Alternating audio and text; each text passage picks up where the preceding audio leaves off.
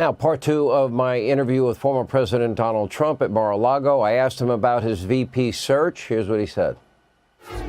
Let me ask you, where are you in the process of picking a vice president? Because you're getting close.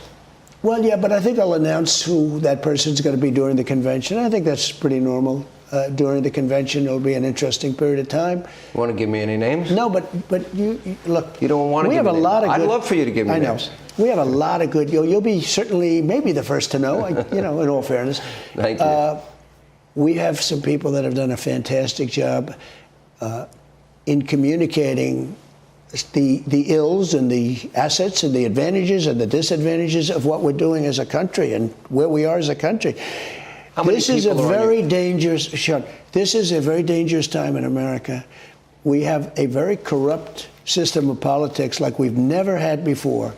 And we have to strengthen our elections, and we have to strengthen our borders, and we've got to do something with our country, or we're not going to have a country left. And, we're talking about other countries and respect. They don't respect our president right now.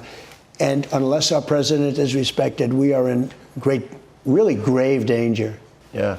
There is this issue of Robert F. Kennedy Jr., and I assume he's going to be in the ballot. And I don't think a lot of conservatives have examined his record. I'll scroll it now, so I don't have to read it all. The NRA is a terrorist organization. Hashtag keep it in the ground. He doesn't want drilling. He doesn't want fracking. He doesn't want any energy independence at all. He has gone with everybody from Obama, every radical left-winger.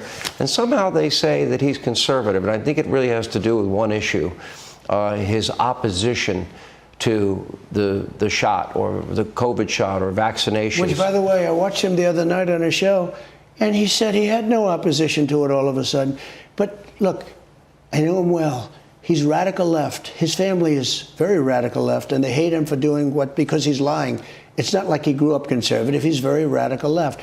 He's hurt New England, and he's hurt New York so badly because what they've done on energy is a disaster. Their energy is through the roof because he doesn't want any drilling. He doesn't want any fracking. He doesn't want anything. No coal. He is a radical left guy, and because he came out at one point strongly against all vaccines. Now, is he against the polio vaccine? Because polio was destroying the country, it was destroying the world. Let me ask you about the demographic shift that keeps showing up in poll after poll after poll. And you mentioned these demographics earlier, African Americans, Hispanic Americans, young people. That is a big part of the Democratic coalition. And you've heard people like James Carville, like really angry. And I've known James, I've debated James over the years. I like him. Yeah. Crazy, but like him. And he's a smart guy. And people like David Axelrod and Van Jones and even Maureen Dowd, powerful voices in the Democratic Party, sensing that that coalition is crashing. I would argue that the radicalized party of the left today is nothing like the old Democratic Party. They've become the party of coastal elites. And the Republican Party, especially under you, has become the party of hardworking Americans, rank and file.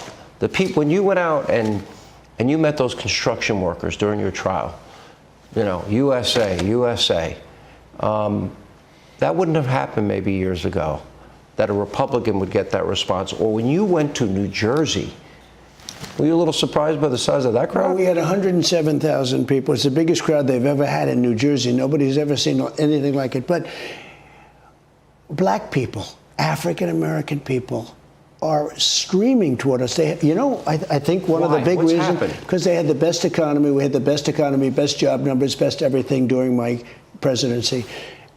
Also, I funded the historically black colleges and universities. Yeah. I funded them. They were coming to Washington every year, the presidents. Every single year they were coming to Washington looking for money. One of them, and I became friendly with a lot of them, they run the black colleges and universities, and they would ask, and I took care of them. I gave them long-term financing, much more money than they wanted, and they really like me, I will tell you. They really like me. No Democrat did that. But when you look at the things I did, criminal justice reform, I got criminal justice reform.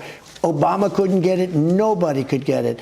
I've done more for black people than anybody since Abraham Lincoln, and they understand it. They really understand it. And they also had the best job numbers they've ever had. They had the best job numbers they've ever had during the Trump administration. Let me ask you a couple of things. Merrick Garland. That goes, by the way, for Hispanics also. Hispanics. I think I'm above 50%. This is, to somebody watching that say, well, what's so good about 50%? Republicans are down at 8 and 9%.